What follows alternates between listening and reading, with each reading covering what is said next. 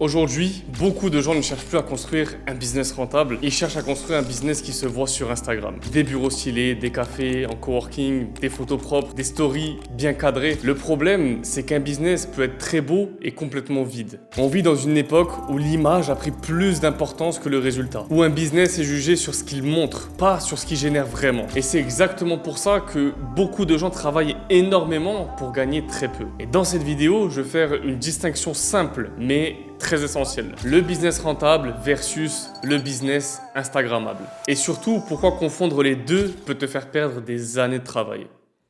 Le business instagrammable, c'est celui qui donne une impression de réussir. Tout est propre, tout est esthétique, tout est bien présenté. Tu montes ton quotidien, ton setup, ton lifestyle et tu parles beaucoup de liberté, de vision, de mindset. Et attention, je suis pas en train de dire que c'est mal de communiquer, je dis pas que c'est mal de construire une image. Le problème, c'est quand l'image devient le business. Quand ce que tu montres est plus travaillé que ce que tu vends réellement. Quand tu passes plus de temps à avoir l'air qu'à faire. Et c'est là que tu vois les signaux. Peu de marge, peu de trésorerie, peu de stabilité, beaucoup de mouvements, mais peu de résultats. Beaucoup de contenu, mais peu de clients. Et souvent, le business instagrammable cherche d'abord une chose, la validation visuelle, les likes, l'attention, la reconnaissance des gens, parce que c'est immédiat, c'est public et ça donne l'impression que tu avances. Mais un business, il se mesure pas à l'impression que ça donne aux gens, il se mesure à ce qu'il produit réellement quand personne ne le regarde. Et si autant de gens tombent dans ce piège, c'est pas par hasard. L'image, c'est immédiat, c'est visible, valorisant, ça montre que tu travailles et c'est facile. Ça se filme bien, ça se poste bien, mais prouver que ton business est rentable, c'est autre chose. Parce que c'est moins facile, c'est moins fait pour les stories. Poster une story dans un beau restaurant, c'est gratifiant, mais optimiser une offre, c'est invisible. Faire une belle photo de ton ordinateur, c'est simple. Passer 4 heures à comprendre pourquoi tu n'as pas de marge, c'est plus compliqué. C'est moins fun. Le business instagrammable donne une récompense rapide. Tu postes, tu reçois des réactions, des likes, des commentaires et ton cerveau il kiffe ça parce que tu as une sensation immédiate de progression, sauf qu'en vrai, souvent tu n'as fait qu'une chose, tu as rendu ton activité présentable. Et c'est là le piège. Tu peux confondre être validé et être rentable parce que la validation, elle ne paye pas tes factures.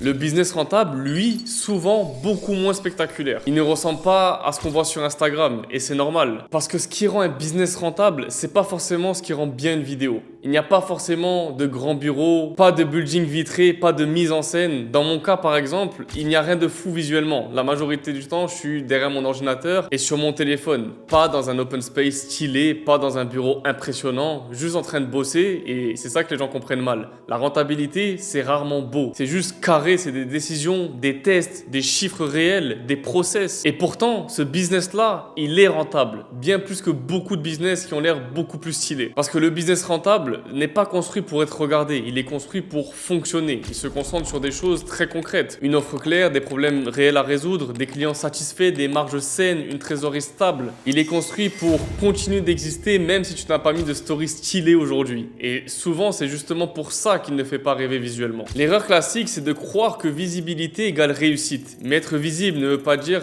viable. Et ça, c'est une phrase simple, mais elle détruit beaucoup d'illusions. Tu peux être visible parce que ton contenu est bon, parce que tu as un bon storytelling, parce que tu sais te mettre en scène, mais ça veut pas dire que ton business tourne bien. Beaucoup de business meurent en étant très beaux, parce qu'ils ont été pensés pour être montrés, pas pour être rentables. Et un vrai business, ce n'est pas un décor, ce n'est pas une vitrine, c'est une machine. Et une machine, ça se juge sur ce qu'elle produit, combien elle génère, combien elle garde, combien elle réinvestit, et surtout, combien de temps elle peut tenir.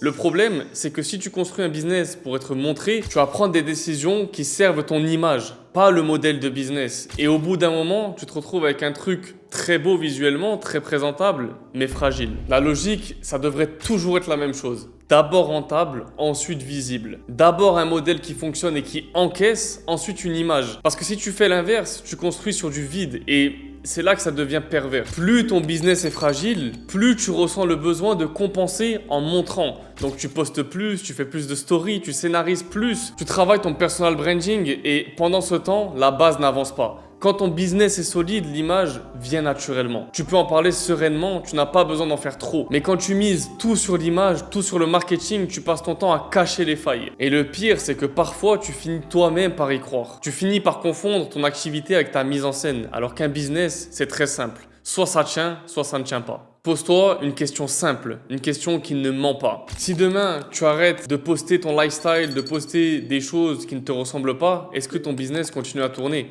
Est-ce qu'il génère du chiffre d'affaires? Est-ce que tu as des clients? Est-ce que les ventes continuent encore à tourner ou est-ce que ça ne changera rien? Parce que la base, c'est quand même que tu gagnes de l'argent avec ce business-là. Ça sert à rien de le montrer aux gens, surtout si c'est pas une nécessité. Le problème, ce n'est pas de vouloir un business que tu montres à tout le monde. Le problème, c'est de confondre visibilité et solidité. Un business rentable, il peut devenir instagrammable parce que quand c'est solide, tu peux le montrer, mais un business instagrammable, il peut pas devenir rentable par magie. Donc au fond, la vraie question, c'est pas est-ce que mon business est beau? La vraie question, c'est est-ce qu'il tient debout? Est-ce qu'il me génère de l'argent tous les jours? Et si ce genre de vidéo te plaît, abonne-toi à la chaîne. Ici, on parle de business réel et concret, pas de décor sur Instagram.